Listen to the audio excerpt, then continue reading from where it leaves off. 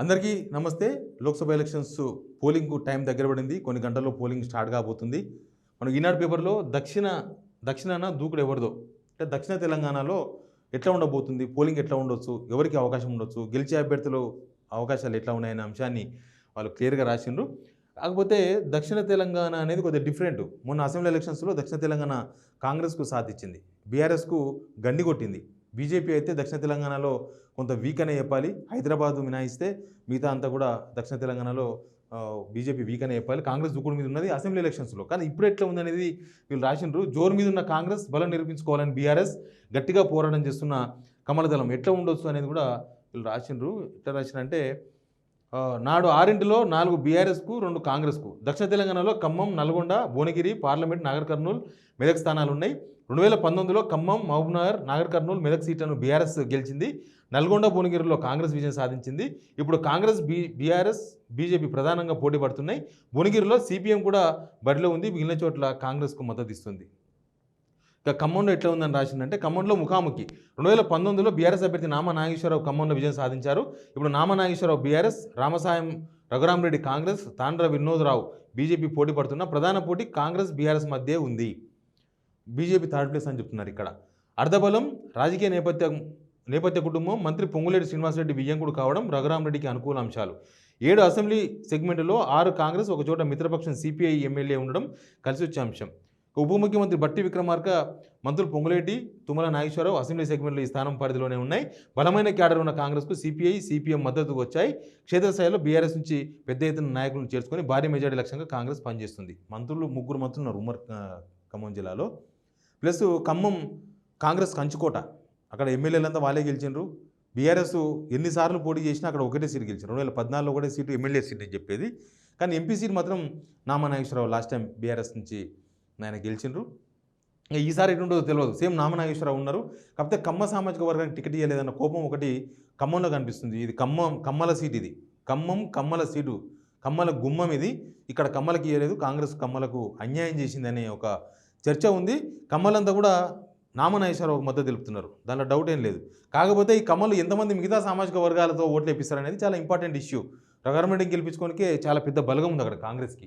ఎమ్మెల్యేలు ఉన్నారు, మినిస్టర్లు ఉన్నారు, కాంగ్రెస్ ఓట్ బ్యాంక్ ఉంది, అక్కడ మైనార్టీ ఓట్ బ్యాంక్ ఉంది. ఇవన్నీ కూడా ఎట్లా పనిచేస్తుందో తెలియదు. ఎలక్షన్ మాత్రం BJP third place, Congress versus బీఆర్ఎస్గా ఖమ్మంలో కనిపిస్తుంది. ఇక పాలమూరు పోటాపోటీ. బాబునారులో 2019లో బీఆర్ఎస్ తరఫున మన్నే శ్రీనివాసరెడ్డి గెలిచిండ్రు. ప్రధానంగా కాంగ్రెస్, బీజేపీ, బీఆర్ఎస్ పోటీ చేస్తున్న విజయం కోసం కాంగ్రెస్, బీజేపీలు సర్వశక్తులు ఉడుతున్నాయి. CM Revanth Reddy assembly segment Kodangal ఈ నియోజకవర్గ పరిధిలో ఉండడంతో ప్రత్యేక దృష్టి పెట్టారు. జడ్చర్ల మీద 6 అసెంబ్లీ సెగ్మెంట్లలో ముఖ్యమంత్రి సభ నిర్వహించారు. 7 ఎమ్మెల్యేలు కాంగ్రెస్ వారే కావడం ఆ పార్టీ అభ్యర్థి వంశీచంద్రెడ్డికి సానుకూల అంశం. బీజేపీ, బీఆర్ఎస్ నుంచి నాయకుల్ని కాంగ్రెస్ భారీగా చేర్చుకుంది. బీజేపీ జాతీయ ఉపాధ్యక్షులు డీకే అరుణ ఇక్కడ బరిలో నిలిచారు. ముందు నుంచి బీజేపీ బలం ఉన్న నియోజకవర్గం ఇది. జిల్లా వ్యాప్తంగా బలమైన అనుచర వర్గం మోదీ కరిష్మా గెలుపు తీరాలకు చేరుస్తున్న నమ్మకంతో ఆమె ఉన్నారు. ఒక్క ఎమ్మెల్యే లేకపోవడం బలమైన నేతలను జితేందర్ రెడ్డి, జలంధర్ రెడ్డి కాంగ్రెస్ చేరడం బీజేపీపై ప్రభావం చూపుతోంది.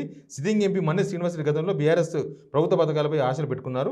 మాజీ మంత్రులు, మాజీ ఎమ్మెల్యేలు తిరుగుతున్నారు. అయితే బీఆర్ఎస్ ప్రచారం క్షేత్రస్థాయిలో అంత ఉధృతంగా కనిపించడం లేదు.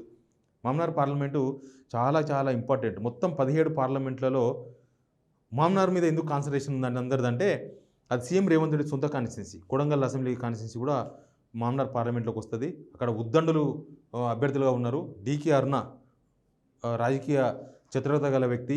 డీకే అరుణకు 30 సంవత్సరాల రాజకీయ అనుభవం ఉంది. ప్లస్ వాళ్ళ ఫ్యామిలీకి ఒక హోల్డ్ ఉంది. డీకే ఫ్యామిలీ అంటే రాజకీయాల్లో ఒక సంచలనం, వాళ్ళకు హోల్డ్ ఉంది. ప్లస్ వాళ్ళ మదర్ డీకే అరుణ పుట్టి పెరిగిన కాన్స్టిట్యున్సీ మక్తల్ మామనారు పార్లమెంట్లో ఉంటుంది. ప్లస్ వంశీచంద్ర రెడ్డి అక్కడ నాన్ లోకల్ అన్న ఒక పేరు ఒకటి వచ్చింది. ఆయన కల్వకుర్తి కాన్స్టిట్యున్సీకి సంబంధించిన వ్యక్తి. కల్వకుర్తి కాన్స్టిట్యున్సీ నాగరికర్నూల్ పార్లమెంట్లో ఉంటుంది, మామనార్ పార్లమెంట్లో ఉండదు. ఎలక్షన్ అయితే కంప్లీట్గా బీజేపీ వర్సెస్ కాంగ్రెస్ ఎలక్షన్ అక్కడ, నో డౌట్. రేవంత్ రెడ్డి ఇప్పటి వరకు 15 సార్లు పోయినరు. మామనార్ పార్లమెంటు పరిధిలో 15 మీటింగులు పెట్టినారు. 15 సార్లు రేవంత్ రెడ్డి పోయినారంటే అది ఎంత ఇంపార్టెంటో రేవంత్ రెడ్డికి మనం అర్థం చేసుకోవచ్చు. ప్లస్ మోడీ కూడా నిన్ననే సభ జరిగింది. మోడీ పోయిన తర్వాత అక్కడ కొద్దిగా రాజకీయ పరిణామాలు చాలా డిఫరెన్స్ కనిపిస్తున్నాయి. ఇక్కడ మామనార్ పార్లమెంటులో గెలుపోవడంలో డిసైడ్ చేసేవి 2 కాన్స్టిట్యున్సీలు, షాద్నగర్, జడ్చర్ల, మామనారు. ఇవి కాదు, 2 మక్తల్, నారాయణపేట్ ఎటు పడితే ఆ అభ్యర్థి గెలుస్తారు. వంశీచంద్ర రెడ్డి గెలవాలన్నా మక్తల్, నారాయణపేటలో ఓటు పడాలి. డీకేఆర్ని గెలవాలన్నా కూడా మక్తల్ నారాయణపేటలో ఓట్ బ్యాంక్ పెరగాలి. ఎందుకంటే minority vote bank Congress BRS మధ్య ఉంటుంది. కాంగ్రెస్కి ఎక్కువ పర్సెంటేజ్ పోతుంది, బీఆర్ఎస్కు తక్కువ పర్సెంటేజ్ పోవచ్చు. ఇక్కడ బీఆర్ఎస్ అయితే నామమాత్రం పోటీ ఉందని వీళ్ళు రాసిండ్రు. బీఆర్ఎస్కు పెద్ద ప్రభుత్వ పథకాలు, గత ప్రభుత్వ పథకాల మీద ఆశ పెట్టుకున్నాడు మనేష్ శ్రీనివాస్ రెడ్డి అని చెప్తున్నారు. కాకపోతే డీకేఆర్కు పాజిటివ్గా మరి అంశం ఏంటంటే మామ్నార్ కాన్స్టిట్యున్సీ మైనార్టీస్ తప్ప, మామ్నార్ కాన్స్టిట్యున్సీ చెప్పేది పార్లమెంట్ కాదు, మామ్నార్ అసెంబ్లీ కాన్స్టిట్యున్సీలో మైనార్టీ ఓట్లు మినహా మిగతా ఓట్లలో 70% ఓట్లు బీజేపీ ఓట్ బ్యాంకు. నారాయణపేటలో బీజేపీకి ఓట్ బ్యాంక్ ఉంది. మక్తల్లో బీజేపీ చాలా బలంగా కనిపిస్తుంటుంది మనకు. ఇటు హైదరాబాద్ బెల్ట్, ఇది జడ్చర్ల, షాద్నగర్ ఇవన్నీ కూడా హైదరాబాద్ బెల్ట్, ఇది అర్బన్ ఏరియాస్ కిందనే మనం పరిగణించాల్సి వస్తుంది. పల్లెటూరులు రూరల్ కింద వస్తాయి. ఈ అర్బన్ ఏరియా అంతా కూడా బీజేపీకి ప్లస్ అయి ఉంటుంది. కాబట్టి ఇక్కడ BJP versus Congress neck to neck fight మనకు కనిపిస్తుంది. చాలా నేరోలో ఉన్నారు ఇద్దరు కూడా. ఇద్దరిలో ఎవరు బయటపడ్డా చాలా తక్కువ ఓట్లతో బయటపడే అవకాశం కనిపిస్తుంది.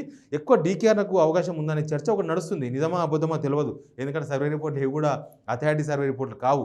కాబట్టి మనం అంత ఈజీగా లెక్కించలేం. బట్ నారాయణపేట, మక్తల్ ఈ రెండు కాన్స్టిట్యున్సీలు మాత్రం గెలుపోవడం డిసైడ్ చేయబోతున్నాయి. అక్కడ ఓట్లు ఎవరికి ఎక్కువ వస్తే వాళ్ళు గెలిచే అవకాశం కనిపిస్తుంది. మిగతా కాన్స్టిట్యున్సీలు అంతా కూడా బీజేపీకి ఫెచ్చు. మామ్నార్ బీజేపీకి ఫెచ్చు, షాద్నగర్ బీజేపీకి ఫెచ్చు, జడ్చర్ల బీజేపీకి ఫెచ్చు ఉంటుంది. అటుపోతే ఆ రెండు కాన్స్టిట్యున్సీలు ఎటుపడతాయి అనేది కొద్దిగా ఇంపార్టెంట్. లాస్ట్ టైము మొన్న అసెంబ్లీ ఎలక్షన్స్లో కాంగ్రెస్కు ఓటు వేసిన వాళ్ళు అందరూ కాంగ్రెస్కు ఓటు వేయరు. చాలామంది స్కిప్ అవుతున్నారు, ఎందుకో తెలియదు. లాస్ట్ టైం అంటే వాళ్ళు వేసినప్పుడే డిసైడ్ అయినట్టున్నారు, ఇప్పుడు కాంగ్రెస్కి వేసినాం, ఈసారి కాంగ్రెస్ వేయద్దని. కాంగ్రెస్కి ఓట్లు వేసిన వాళ్ళు ఇప్పుడు కాంగ్రెస్కి వేసే మూడ్లో లేరు. మామ్నార్ పార్లమెంట్లో అది మనకు క్లియర్గా కనిపిస్తుంది. ఏం జరుగుతుందో చూద్దాం. ఇక మెదక్లో ముక్కోణం, మెదక్లో కాంగ్రెస్, బీఆర్ఎస్, బీజేపీ ఈ మూడు పార్టీలకు ప్రతిష్టాత్మకంగా మారింది. ఇక్కడ 2019లో బీఆర్ఎస్ అభ్యర్థి కొత్త ప్రభాకర్ రెడ్డి గెలిచిండ్రు. ఆ పార్టీ ఇప్పుడు వెంకటరామరెడ్డిని బరిలోకి దించింది. గెలుపు బాధ్యతలను మాజీ మంత్రి హరీష్ రావు భుజాన వేసుకుని అలిపెరగకుండా ప్రచారం చేస్తున్నారు. బీఆర్ఎస్ గెలుస్తుంది అనుకుంటున్న సీటు మెదక్. బీఆర్ఎస్ ఎందుకు గెలుస్తుందో తెలియదు, కానీ ఓవరాల్ గెలిచే అవకాశాలలో ఫస్ట్ గెలిచే సీట్ మెదక్ అనేది ఒక అంచనా ఉంది. ఎందుకంటే మెదక్ పార్లమెంట్ పరిధిలోనే మాజీ ముఖ్యమంత్రి కేసీఆర్ గజ్వేల్ కాన్స్టిట్యున్సీ, సిద్దిపేట హరీష్ రావు ఉన్నారు. మొత్తం మెదక్ పార్లమెంటులో ఒక్క మెదక్ తప్ప మిగతా మొత్తం బీఆర్ఎస్ ఎమ్మెల్యేలు ఉన్నారు. మెదక్లో మాత్రమే కాంగ్రెస్ మైనపల్లి రోహిత్ ఉన్నారు, మిగతా అంతా కూడా బీఆర్ఎస్ ఎమ్మెల్యేలు ఉన్నారు.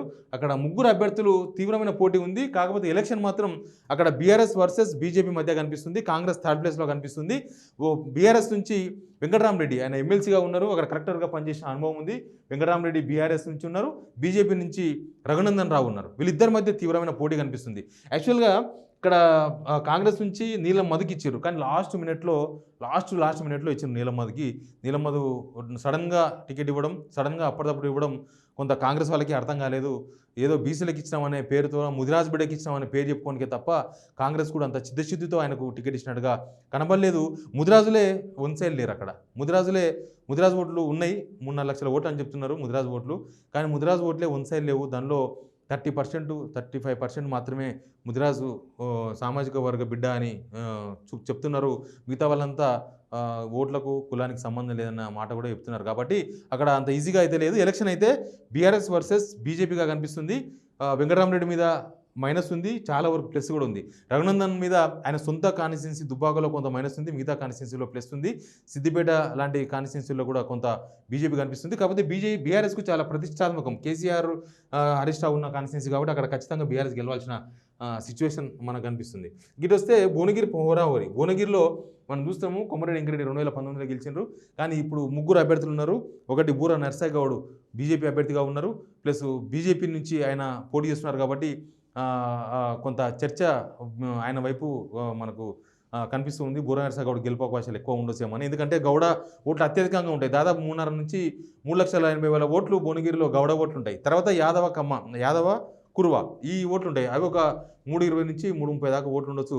అందుకే బీఆర్ఎస్ ఏం చేసిందంటే క్యామ మల్లేష్కు టికెట్ ఇచ్చింది. అక్కడ ఆయన కురువ సామాజిక వర్గం సంబంధించిన నేత కాబట్టి అక్కడ ఇద్దరు బీసీ బిడ్డలు, మధ్యలో చామల కిరణ్ కుమార్ రెడ్డి వచ్చిండు. కాంగ్రెస్ నుంచి చామల కిరణ్ కుమార్ రెడ్డి రేవంత్ రెడ్డికి రైట్ హ్యాండ్. కోమరెడ్డి బ్రదర్స్ భుజాల మీద పెట్టిన తుపాకీ, కోమరెడ్డి రాజగోపాల్ రెడ్డి భుజాన్ని వేసుకొని తిరుగుతున్నారు. ఆయన భుజం మీద తుపాకీ పెట్టి పేల్చాలనుకుంటున్నారు రేవంత్ రెడ్డి. అది గెలిపించుకొస్తే నీకు మంత్రి పదవి ఇస్తాను కోమరెడ్డి రాజగోపాల్ రెడ్డికి ఏదో హామీ ఇచ్చిండ్రు. రాజగోపాల్ రెడ్డి భుజాన్ని వేసుకొని తిరుగుతున్నారు. కానీ అక్కడ సిచ్యువేషన్ ఏంటో తెలియదు. ఎప్పుడు రెడ్డిలే గెలుస్తారు. నల్గొండ అంటే రెడ్డిలు అన్నికి ఏం లేదు, ఎందుకంటే 80% బీసీలే ఉంటారు ఇక్కడ భువనగిరిలో. కాబట్టి బీసీలలో కనుక చైతన్య చైతన్యం వస్తే, బీసీలు కనుక కొంత అటు ఇటు అయితే, బీసీలు కనుక కొంత ఒక వన్ సైడ్ కనుక జరిగితే అక్కడ ఎలక్షన్ బీజేపీ వర్సెస్ బీఆర్ఎస్ మధ్య జరిగే అవకాశం ఉంది. కాంగ్రెస్ ఓడిపోయే అవకాశాలు, థర్డ్ ప్లేస్ పోదు కానీ సెకండ్ ప్లేస్లో వచ్చే అవకాశం ఉంటుంది. కానీ ఎట్లా ఉంటుందో తెలియదు. అన్ని కులాలను చూసి ఓట్లు అయ్యారు. రెడ్డి బిడ్డలే ఓటేస్తే రెడ్డి గెలవడు, యాదవుల బిడ్డలే ఓటేస్తే యాదవ్ గెలవడు, గౌడ బిడ్డలే ఓటేస్తే గౌడ గెలవడు. కానీ బీసీలు రెడ్డిలు బీసీలను మేనేజ్ చేయొచ్చు, ఏమైనా జరగవచ్చు. బట్ ఎలక్షన్ అయితే ఇక్కడ బీజేపీ వర్సెస్ కాంగ్రెస్, బీఆర్ఎస్ మనకు థర్డ్ ప్లేస్లో కనిపిస్తుంది. చెప్పలేము, యాదవ్ ఓట్లు కుర్వ ఓట్లు అన్నీ వన్ సైడ్ పడి ఈయన బీసీలలో బీసీ బిడ్డకే వేద్దాము, ఈ బూర నరసయ్య గౌడు గెలుస్తాడో లేదో, ఈయనకైతే పడతాయేమో అని అనుమానం ఉంటే ఈయనకేయచ్చు. లేకపోతే బూర నరసయ్య గౌడికే మొత్తం బీసీలంతా ఓట్లు వేసారు అనుకో, అక్కడ బూర నరసయ్య గౌడ లేకపోతే బీసీలు వన్ సైడ్ ఎటైనా కూడా వాళ్ళు గెలుస్తారు, గుర్తుపెట్టుకోండి. ఓలా బీఆర్ఎస్ సైడ్ వస్తే క్యామ మల్లేష్ గెలుస్తాడు, బీజేపీ సైడ్ పోతే బూర నరసయ్య గౌడ గెలుస్తాడు, ఓలా బీసీలు చీలిపోతే చామల కిరుగుమాడు గెలుస్తాడు. సింపుల్, అక్కడ ఇంకా వేరే లాజిక్ మ్యాజిక్ ఏం అవసరం లేదు. ఇంకేం మిగిలినాయి? నల్గొండ, ఖమ్మం, భువనగిరి, మెదక్, మామనారు, నాగర్ కర్నూలు ఒకటి మనం మిస్ అవుతున్నాం. నాగర్ కర్నూలు కాన్స్టిట్యున్సీ కాంగ్రెస్కు స్కోప్ కనిపిస్తుంది. అక్కడి నుంచి మల్లు రవి కాంగ్రెస్ అభ్యర్థిగా పోటీ చేస్తూ ఉన్నారు. ఆయన గతంలో 2 సార్లు ఎంపీగా పోటీ చేసినారు. అక్కడ నాగర్ కర్నూలులో మల్లు రవికి హోల్డ్ ఏం లేదు. మల్లు రవి అంటే మల్లు రవి పేరు చెప్తే ఓట్లు పడవు, కాంగ్రెస్ ఓట్ బ్యాంక్ బాగుంటుంది. ప్లస్ ఎమ్మెల్యేలంతా కాంగ్రెస్ ఎమ్మెల్యేలు ఉన్నారు. కాకపోతే అక్కడ డ్రాబ్యాక్ ఏంటంటే మాదిగ ఓట్లు మల్లు రవికి పడతలేవు. మాదిగ ఓట్లు కంప్లీట్గా 90% ఓట్లు మల్లురవి నుంచి స్కిప్ అయిపోయినాయి. దానికి కొన్ని పరిణామాలు ఉన్నాయి. అక్కడ మాదిగ వాళ్ళకి ఇవ్వాలనే టికెట్ ఒకటి, ప్లస్ మల్లురవి నాన్ లోకల్, ఆయన ఖమ్మం జిల్లాకు సంబంధించిన వ్యక్తి ఇక్కడ నుంచి పోటీ చేస్తున్నాడు అనేది 2, ప్లస్ ఏదో ఒక వీడియో ఒకటి వైరల్ అయింది బాగా. ఏదో అన్నం తింటుంటే ఒక ఆయనను అటు పో అన్నాడు. ఏందో ఆ వీడియో ఒరిజినల్ ఏందో తెలియదు కానీ ఆయన మాదిగ సామాజిక వర్గానికి సంబంధించిన ఆయన, ఈయన మాల సామాజిక సంబంధించిన ఆయన, ఇక్కడ నిలబడి అటు పో అంటే ఆయన ప్లేట్ పట్టుకున్నాడు ఉరికిన్ అనేది ఒకటి ప్రచారంలో ఉంది. అది మొత్తం నాగర్ పార్లమెంట్ అంతా వ్యాపించింది. కాబట్టి మాదిగ సామాజిక వర్గ బిడ్డలు కాంగ్రెస్కు దూరం అయిపోయినారు. అక్కడ ఇంకా మిగతా రెడ్డి సామాజిక వర్గం వీళ్ళు కాంగ్రెస్ హోల్డ్ ఉంది. కాకపోతే అక్కడ ఒక డిఫరెన్షియేషన్ ఒకటి ఉంది. సేమ్ ఇందాక నేను ఒక కాన్స్టిట్యున్సీ విషయంలో నేను చెప్పిన, అప్పుడు అసెంబ్లీకి ఓటేసినాము. ఎప్పుడు మన అసెంబ్లీ ఎలక్షన్స్లో కాంగ్రెస్కి ఓటేసినాము. ఇప్పుడు కాంగ్రెస్కి ఓటేయమంటున్నారు. మొన్న వేసాం కదా కాంగ్రెస్కు, ఇప్పుడు ఎందుకు కాంగ్రెస్కు? నాకు ఒక ఎమ్మెల్యే చెప్పిండు నార్కన్ పార్లమెంటు పరిధిలో, ఆయన ఏదో ఊరికి పోయినట్ట ప్రచారానికి. పోతే ఊర్లో ఎవరుంటారు, అంత పెద్ద మనుషులు ఉంటారు కదా, చదువు రాకపోయినా మస్తు జ్ఞానం ఉంటుంది వాళ్ళకి, అంత రాజకీయాల మీద ఇట్లా ఉంటారు, అవగాహనతో ఉంటారు. పోతే ఇట్లా ఈసారి ఖచ్చితంగా మళ్ళీ ఒకసారి మీరు చేతి గుర్తుకు వేయాలంటే, అయ్యా ఆల్రెడీ చేతి గుర్తు కోటేసినాం, నేను గెలిపించినాము, ఇంకా ఈసారి నువ్వేమో అనుకోకు, మేము చేతి గుర్తుకు ఏమని చెప్పారంట ముఖం మీద. ఆ ఎమ్మెల్యే స్వయంగా నాకు చెప్పిండు. అంటే జనాలలో ఆ మార్పు ఒకటి కనిపిస్తుంది. కాంగ్రెస్ మొన్నే ఇష్టం కదా, మళ్ళీ కాంగ్రెస్కి వెళ్ళిన అవసరం ఉంది అనేది ఒకటి కనిపిస్తుంది. అది మల్లురావుకి బ్యాక్డ్రాప్గా మనం చెప్పొచ్చు. బీఆర్ఎస్ నుంచి ఆర్ఎస్ ప్రవీణ్ కుమార్ ఉన్నారు, తర్వాత బీజేపీ నుంచి పోతుగంటి భరత్ ఉన్నారు. ఇక్కడ ఆర్ఎస్ ప్రవీణ్ కుమార్ ఇష్యూ ఏంటంటే, ఆర్ఎస్ ప్రవీణ్ కుమార్ సడన్గా బీఆర్ఎస్ టికెట్ తెచ్చుకున్నారు. ఓకే, బీఆర్ఎస్ క్యాడర్ కొంత కసితో ఉంది, గెలవాలని కసితో ఉంది. ప్లస్ ఆర్ఎస్ ప్రవీణ్ కుమార్ మాదిగ సమాజం సంబంధించిన బిడ్డ, మాదిగ ఓటు పోలరైజ్ అవుతున్నాయి. ప్లస్ ఆర్ఎస్ ప్రవీణ్ కుమార్ బాగా చదువుకున్నాడు, ఇదంతా బాగానే ఉంది. కాకపోతే ఆర్ఎస్ ప్రవీణ్ కుమార్ మీద ఒక బ్యాక్డ్రాప్ ఏంటంటే, ఆయన బీఎస్పీలో ఉన్నప్పుడు హిందువులను అవమానించిండు.